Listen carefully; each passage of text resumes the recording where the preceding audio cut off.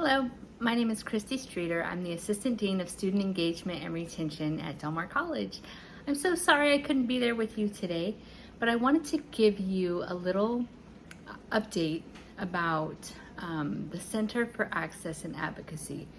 If you don't know what that is, well, that's because it's new. We've never had it before. However, we've had these services before. So about a year ago, I came to Del Mar and we started talking about disability services, retention services, conduct, the food pantry, and those 4 areas now make up the Center for Access and Advocacy. But we noticed that when students came in the office, they were embarrassed to be there, maybe even ashamed to be there. They thought they were in trouble. It was not a place that they wanted to come because it was embarrassing to be there. To be there, they had to have a disability. They had to have food insecurity. They had to be in trouble. Or they had to either have below a 2.0, not in good scholastic standing. Maybe they've even lost their financial aid. Or they've had some big thing happen, so big that their faculty member has put in a RAP referral.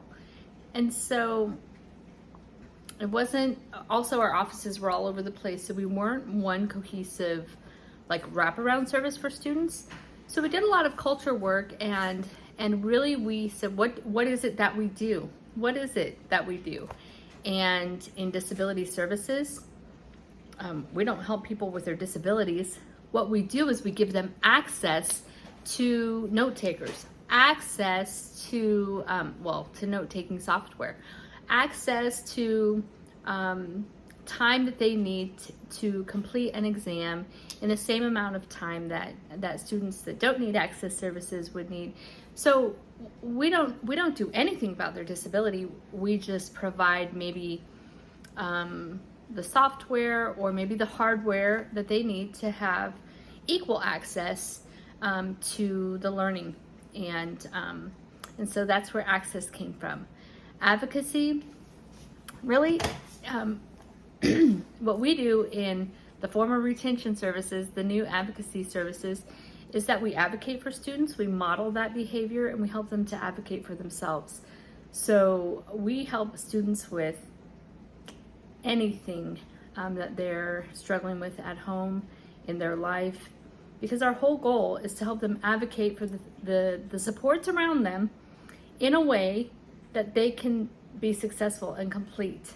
And in many times, you know how many first generation students that we have to get through school, to be the first one in their family to get a degree of some kind, a certification of some kind, and really in many times takes them out of that cycle of poverty that their family has been stuck in. So Center for Access and Advocacy, we really want people to be able to hold their head up when they come in. Yeah, I'm coming in because I'm advocating for myself. I am getting access to course materials. Same thing with the food pantry. Well, you know what we call it when they come in and get their 35 pounds of food twice a month? We call it shopping. They get to come in. We even have little shopping carts. They get to come in and shop for their food. So it's a market. It's a pantry. So right now we have one Center for Access and Advocacy on each campus. At the Heritage Campus, it's in HC 188, Harbin Center 188. And then the Veldars Market is on the same floor, but it's over in 112. Windward Campus, it is in Health Science 1, room 215. Oso Creek Campus, main building 215. So we have one Veldars Market now. We are expanding that, and Sarah will go into that in future slides.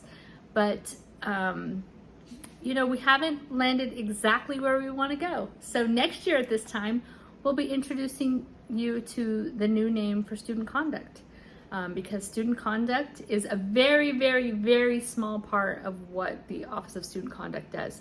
Most of the time we're doing mediation, we're doing pre-conduct behavior, we're doing presentations, so we don't know what that name will be yet, but stay tuned. What we're trying to do is to give students the respect and help them to know that they can come to the safe place. And what we've seen since we all moved offices and now we office together is that there's a real wraparound feeling for students.